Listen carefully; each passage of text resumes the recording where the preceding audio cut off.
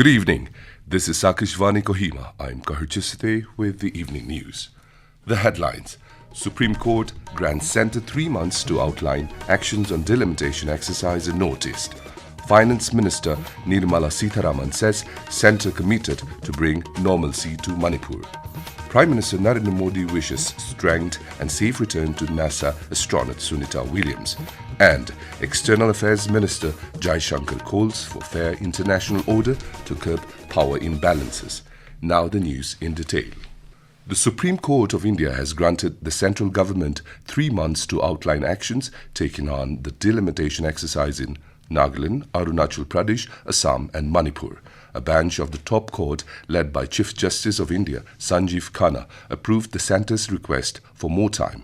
It was hearing a petition seeking the immediate implementation of the delimitation process in these 4 northeastern states.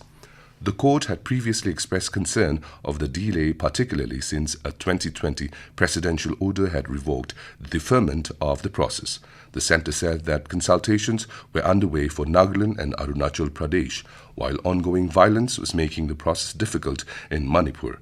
The Supreme Court deferred the hearing until July 21st and directed the centre to take necessary action within 3 months.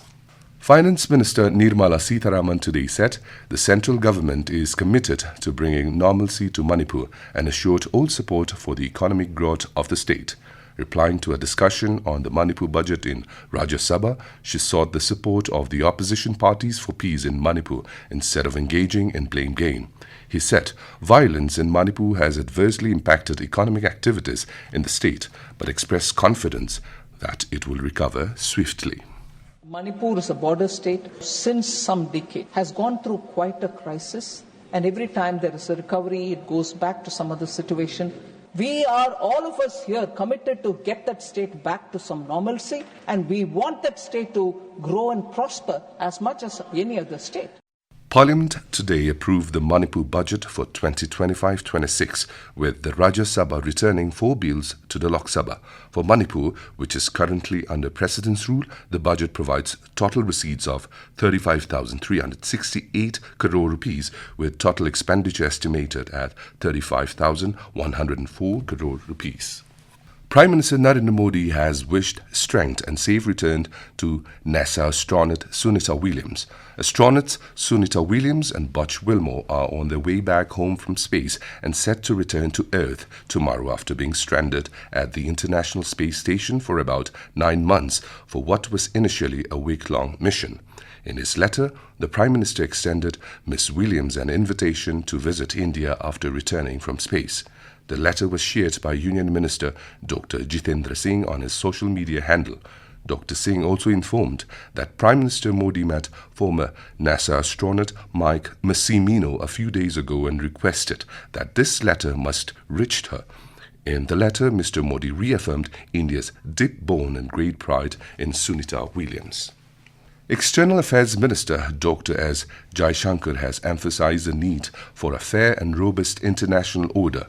He stressed that the absence of a strong global order not only benefits powerful countries but also enables smaller nations to take risks and challenge the established norms. Dr. Jaishankar was speaking at the Raisina Dialogue session, Thrones and Thorns, defending the integrity of nations in New Delhi. He highlighted the importance of sovereignty and territorial integrity.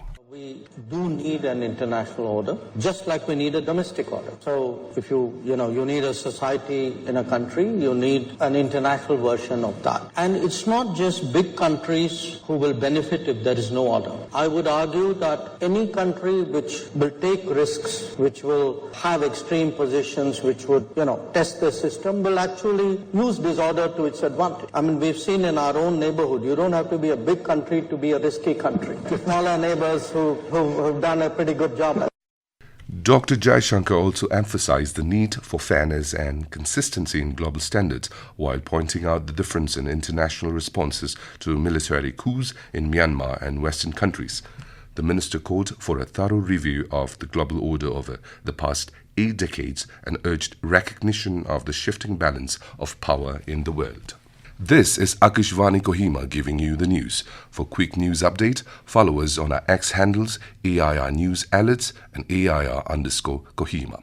You can also listen to this news bulletin on News on Air app and YouTube channel AIR News Kohima. Welcome back. You are listening to the evening news. The Election Commission of India has decided that the linking of voter ID with Aadhaar will be done as per the provisions of Article 326 of the Constitution and various sections of the Representation of the People Act 1950 and in line with the Supreme Court judgments. This decision was taken during the meeting of Chief Election Commissioner Gyanesh Kumar with secretaries from the Home Ministry, Legislative Department and CEO of UIDAI in New Delhi today. In a statement, the Election Commission mentioned that technical consultations between its experts and the Unique Identification Authority of India, UIDAI, will begin soon. The law allows voluntary seeding of voter rolls with the Aadhaar database. A massive wildfire that broke out on the border of Hamso village in Wakha district yesterday continues to rage, fueled by strong winds. The fire reportedly started around 10 a.m. during jhum cultivation by farmers. As of today, the blaze is pushing towards Yukum village, and if it continues at the current pace, it may soon reach coffee and rubber plantations of farmers from Wakha village. More from our correspondents. Although fire in helipad area Vankosang has been cleared, the wildfire continues to spread in various locations in Hunso village road like the PMJSY rest camp and few other locations. Authorities are employing various techniques to contain the blaze. However, the wind continues to be a challenge as it keeps increasing the blaze. Volunteers from Hunso and Wokha village and personnel from various agencies including Home Guards and Civil Defense, State Disaster Response Force, as well as fire, police, forest departments and various line departments have been pressed into action. Deputy Commissioner Wokha, Vinit Kumar, said the strong winds and the dry season intensified the wildfire, making firefighting efforts difficult. Johanna Muri, Akashvani News, Kohima. The Kohima Forest Division, in collaboration with Nagaland Beekeeping and Honey Mission NBHM, conducted a one-day capacity building in apiculture for New Kigwema and Mitelepe villages yesterday. During the program, resource persons from NBHM shared on beekeeping, techniques and benefits of honey. They covered topics such as apiary management techniques, crop pollination and demonstrations on various beekeeping equipment. Altogether, 30 participants from New Kigwema and Mitelepe villages who are livelihood beneficiaries under forest and biodiversity management in the Himalayas Nagaland project took part in the training. The fragile ceasefire between Israel and Hamas has collapsed, triggering a devastating wave of violence across the Gaza Strip. Israeli forces launched extensive airstrikes early today, killing at least 400 people and injuring over 500, according to Palestinian health authorities. The Israeli military said it is carrying out extensive strikes after talks to extend the ceasefire failed. It is the biggest wave of strikes since January 19, when the ceasefire began. And now, to end the news, here are the main points once again. Supreme Court grants Centre 3 months to outline actions on delimitation exercise in Northeast. Finance Minister Nirmala Sitharaman says Centre committed to bring normalcy to Manipur. Prime Minister Narendra Modi wishes strength and safe return to NASA Astronaut Sunita Williams. And External Affairs Minister Jaishankar calls for fair international order to curb power imbalances. That is all we have in this evening news bulletin. We will be back with the morning English news at 7:30 tomorrow. Good night.